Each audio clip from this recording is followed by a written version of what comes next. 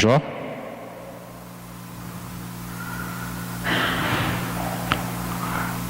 Capítulo 14, de 7 a 9.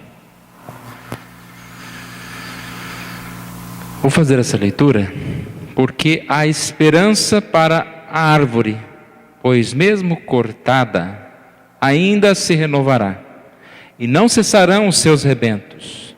Se envelhecer na terra a raiz, e no chão morrer o seu tronco, ao cheiro das águas brotará, e dará ramos como a planta nova.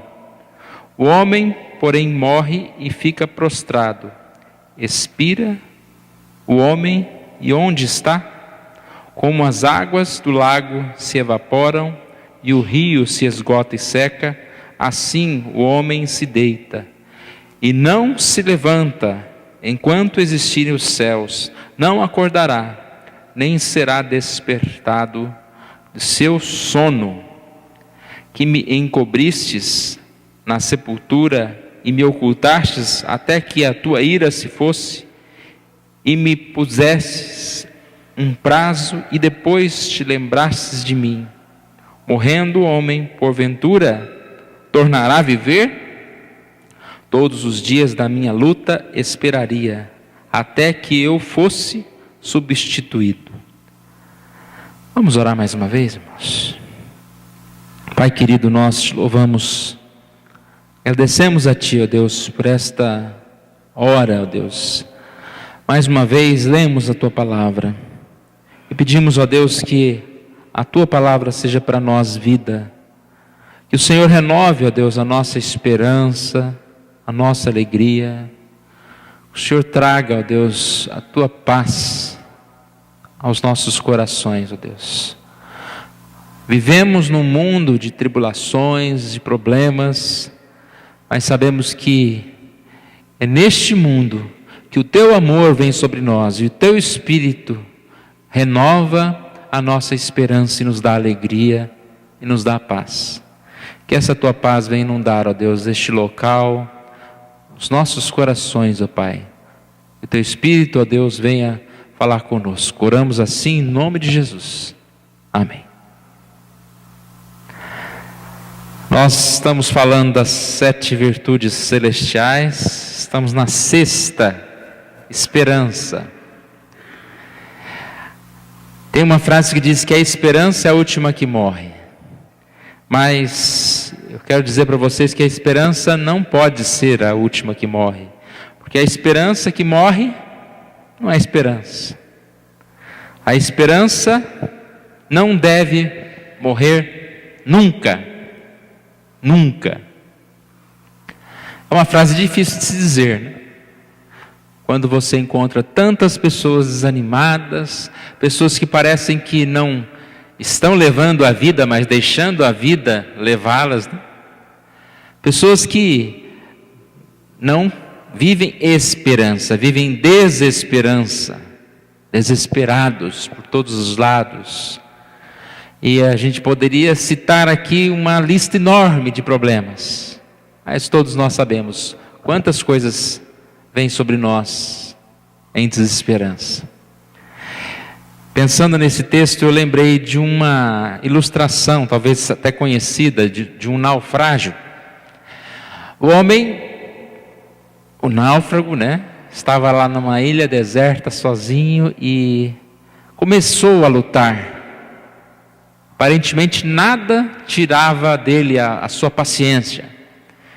Então ele lutou, conseguiu aprender a pescar, para se alimentar, descobriu as frutas que tinham na ilha, e começou a fazer uma cabaninha para se proteger, roupas e etc, etc.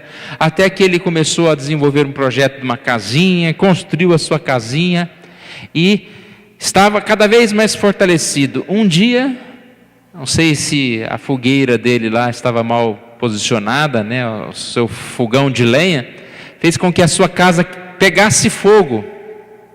E aí naquela hora ele falou: aí não, né, senhor? Eu perdi tudo, perdi família, perdi o barco, perdi todo o sustento, e lutei, agora depois que eu consegui construir essa casa, o Senhor vem e permite que isso aconteça? Agora daqui para frente eu já desanimei, eu já desisti. Eu desisto, a esperança dele morreu. Nessa hora, para surpresa dele, ele conseguiu ver um resgate chegando, um helicóptero descendo e aquelas pessoas vindo prontamente para tirá-lo dali. E ele olhou assim e ficou pensando: mas como é que vocês me descobriram? E eles falaram: nós vimos o seu sinal de fumaça e viemos resgatá-lo. Momento de maior desesperança dele, que era a casa queimada, foi o que salvou a vida dele. A esperança não deve morrer. Nós estamos aqui hoje, irmãos. Essa palavra tem que estar firme nos nossos corações, pois a nossa vida, como filhos de Deus, deve ser uma vida de alguém que sempre tem esperança renovada. Alguns dos textos que nós já lemos hoje, um deles é o Lamentações 3, 19 a 33. Aqui, Jeremias está lamentando, né? Lamentações de Jeremias, né? A dor dele era muito grande, lembrando da sua aflição, do seu pranto, continuamente ele recordava e se sentia abatido, mas aí ele diz: quero trazer à memória o que me pode dar esperança. E a ideia de Jeremias aqui é um pouco aquela frase que talvez nós já ouvimos, né? Tem uma garrafa de vinho, está pela metade. Como você interpreta? Ela está meio cheia ou meio vazia? Qual é o seu olhar? Dependendo da sede, né? Não. Como a gente interpreta? A ideia de enxergar o meio cheio é que mostra a nossa posição de esperança. Tem gente que para tudo só enxerga o meio vazio. E aí é difícil viver. Em todo lugar que você olhar, você vai ter o seu lado vazio e o seu lado cheio. Ou seja, em tudo que a gente colocar os nossos olhos, nós podemos ver o que está faltando, o que está errado, aquilo que pode nos trazer a desesperança, ou a gente pode olhar para aquilo que me traz esperança. A nossa alma, o nosso coração é como de Jeremias, que talvez tenha uma tendência a olhar o meio vazio, a olhar as dores, a enxergar os problemas, mas a nossa visão diante de Deus deve ser ao contrário. Nós devemos lançar sobre Deus toda a nossa ansiedade, lembrando que Ele tem cuidado de nós, e firmar os nossos olhos em tantas coisas boas que Deus tem para cada um de nós. No texto, ele demonstra uma atitude de muita paciência, e ele olha e ele enxerga as misericórdias de Deus que se renovam a cada manhã. Ele enxerga a fidelidade de Deus que é sobre a vida dele. Nós cantamos há pouco, né? Tu és fiel, Senhor. Se nós começarmos a olhar, ao invés de olharmos os problemas, olharmos o grande amor de Deus por nós, em nos perdoar, em nos aceitar, em nos dar a vida eterna, né? Em ser um Deus que não fica o tempo todo cobrando de nós, mas cuidando com amor. Se nós olharmos para a fidelidade de Deus, pelo cuidado de Deus, diante de tantas situações, tantos livramentos que passamos, nós vamos enxergar e ter a nossa esperança renovada. A posição dele é de muita paciência, como eu já disse. Ele diz: bom é o Senhor para os que esperam, para aqueles que fazem isso em silêncio. O desesperado, ele grita, ele sapateia, ele faz barulho. Aquele que tem uma atitude de esperança, ele busca a paz, o silêncio. Ele conta até 70 vezes 7. ele tem essa paciência no Senhor, ele busca o Senhor.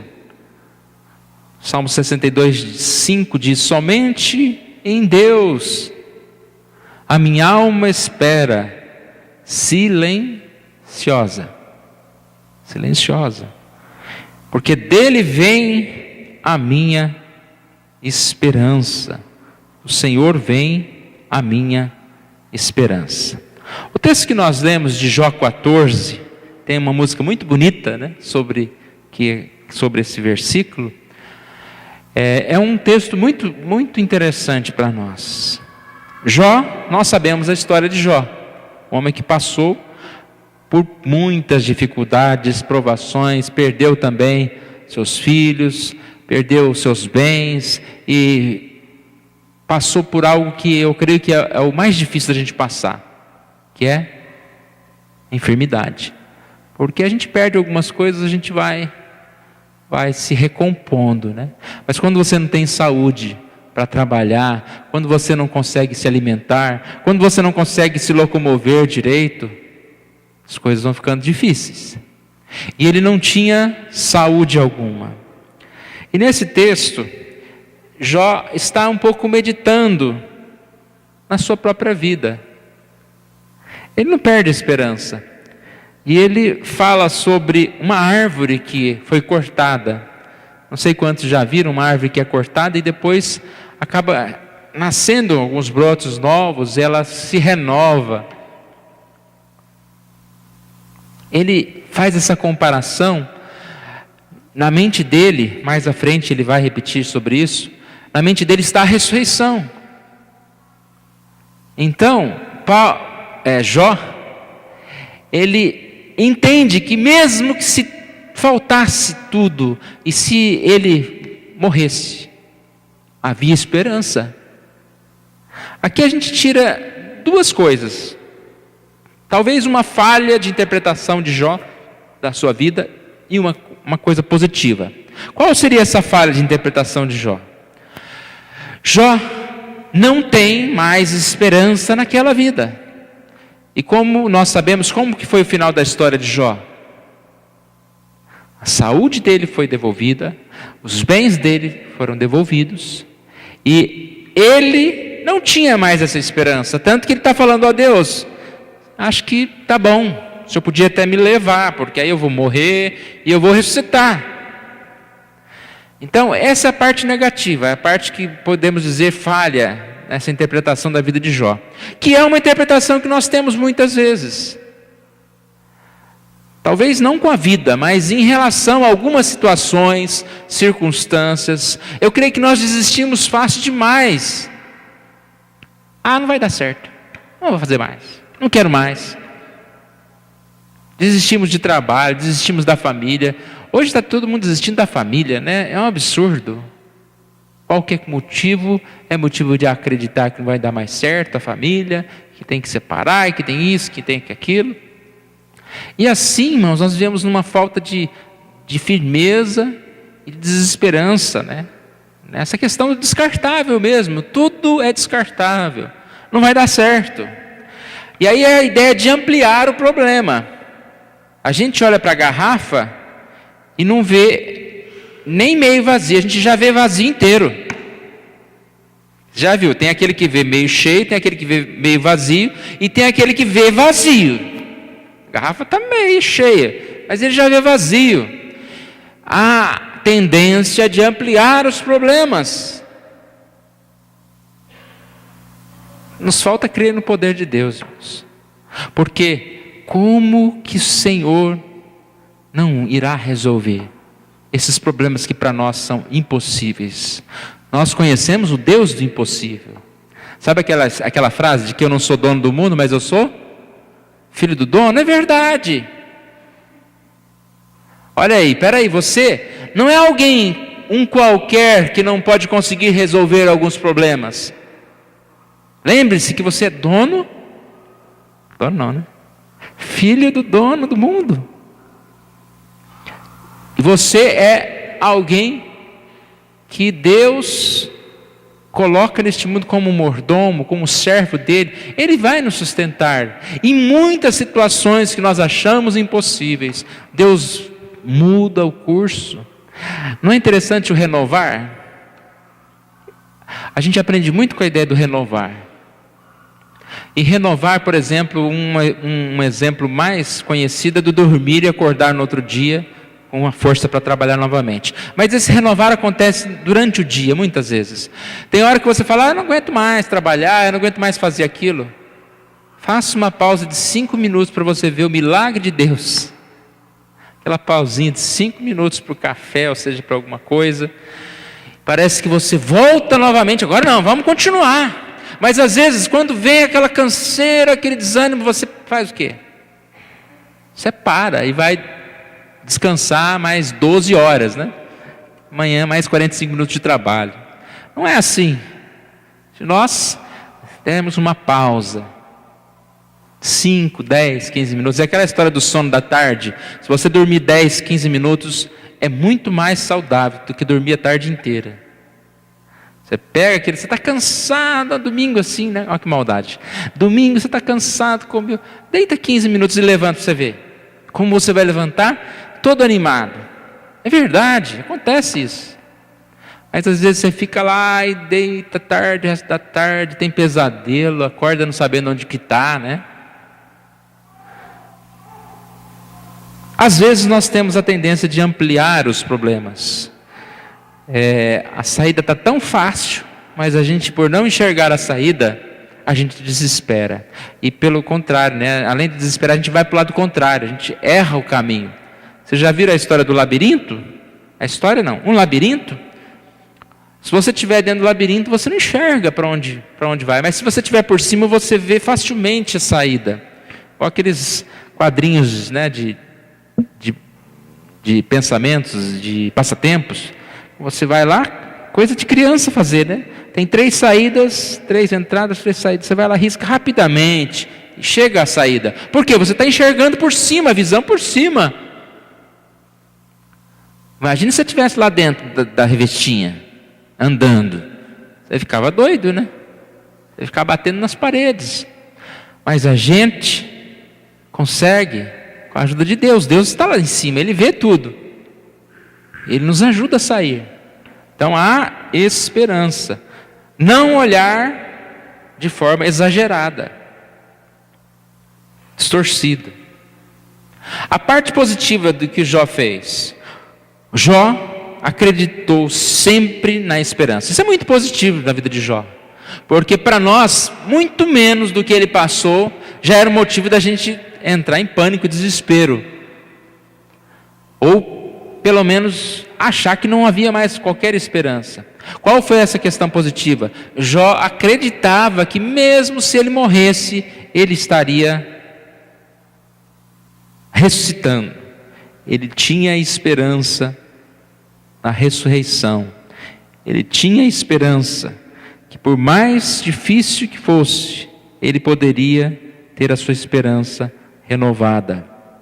Nós devemos crer nisso, confiar em todas as situações, confiar. E digo sim, mesmo se tudo falhar, nós não temos motivo de perder a esperança, porque a vitória final já está garantida.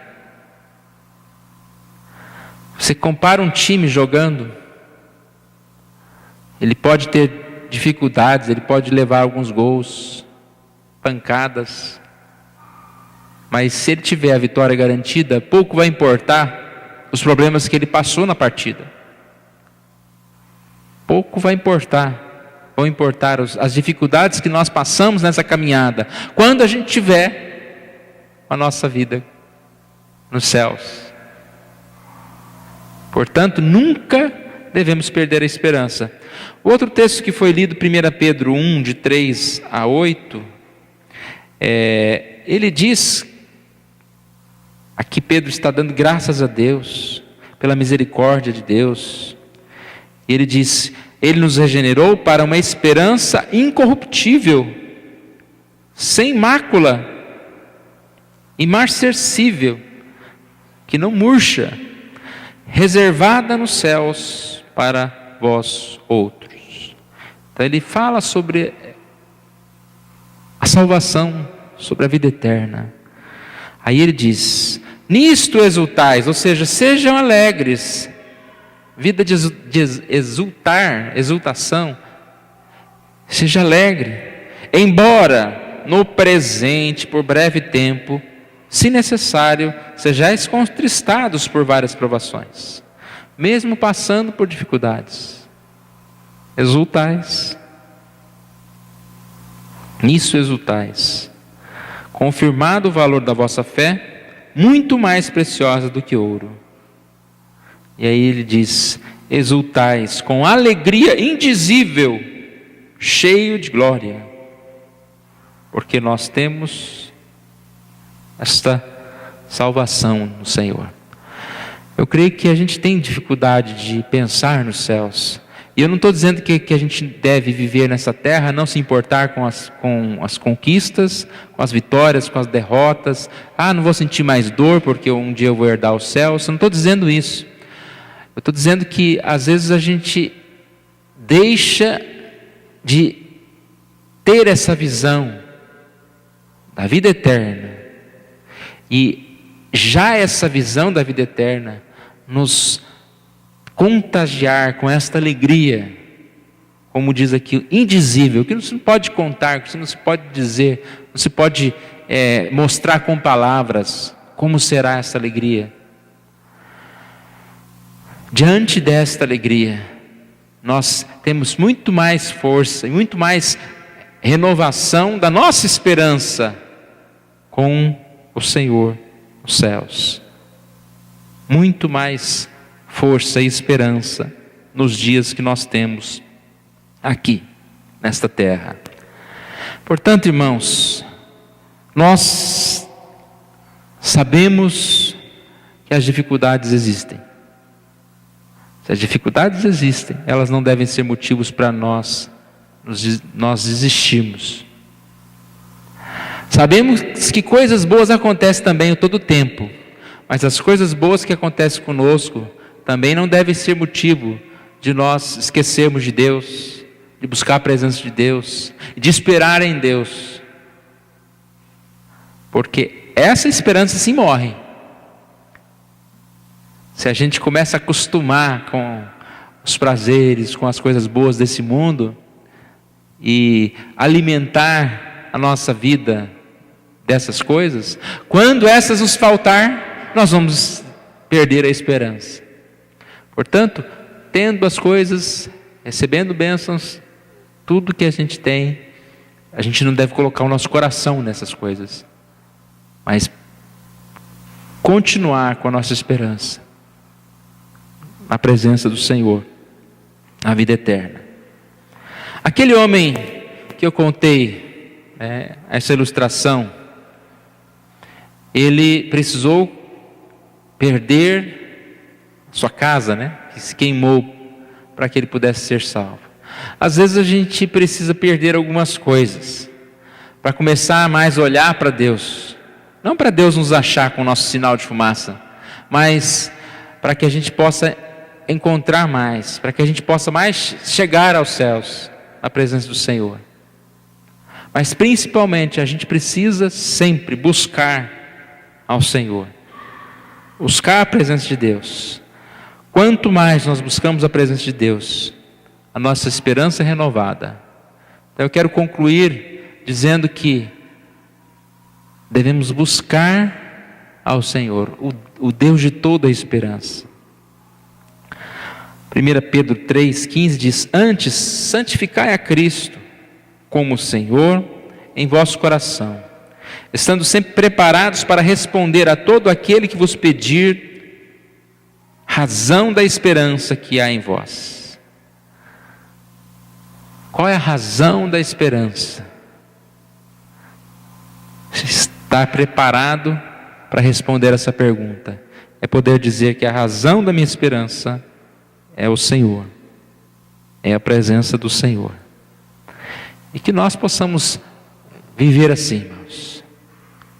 O mundo tem muitos motivos para viver em desespero, mas cada um de nós deve descansar mais e mais na presença de Deus, vivendo cada dia, né? Cada dia tem os seus problemas para serem resolvidos, tem as suas bênçãos para serem desfrutadas, vivendo cada dia, sabendo que a cada manhã se renova a misericórdia. Durante a noite a gente deve agradecer a Deus pela sua fidelidade. Cada manhã, louvar a Deus pela sua misericórdia que se renova. E a cada dia, enxergar melhor mesmo a vida. Vamos tentar enxergar cheio inteiro o vidro, né? Já que tem gente que enxerga vazio, vamos ver um pouquinho que haja como o cheio, como aquele que viu, né, uma gotinha caindo do céu e disse: já vejo umas gotinhas lá, uma nuvenzinha como a da palma da mão, mas corre que vem a tempestade. Vamos enxergar assim mais a nossa vida, que se nós tivermos na fé como um grão de mostarda, nós podemos ser fortalecidos, né? Se nós enxergarmos que Deus pode fazer das pequenas coisas grandes coisas, nós podemos dizer: grandes coisas estão por vir. Porque Deus faz de pequenas pessoas grandes servos de Deus. E assim também Ele faz na nossa vida.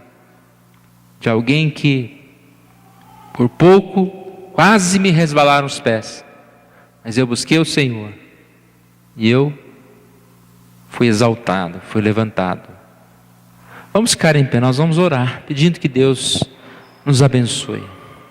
Obrigado, Senhor Deus, nós te louvamos, pois sabemos que o Senhor é o Deus da esperança, é o Deus da renovação, é o Deus que nos traz a paz. Estamos aqui nesta noite, ó Deus, diante desta mesa, sabendo que o Senhor Jesus morreu na cruz para nos dar vida nova, para renovar a nossa esperança, para nos dar o perdão e a vida eterna. Pai querido, sabemos que dia a dia temos as batalhas a vencer, temos o pecado, temos as dificuldades, as perseguições, as nossas fraquezas, os nossos medos, até mesmo, ó Pai, o sucesso ou os bens que o Senhor coloca na nossa vida, tudo, ó Pai, que possamos administrar todas essas coisas e que a nossa esperança esteja sempre no Senhor. Ó Deus querido, abençoa-nos, ó Deus, fortalece a nossa vida, ó Pai. É isso que nós pedimos, oramos em nome de Jesus. Amém.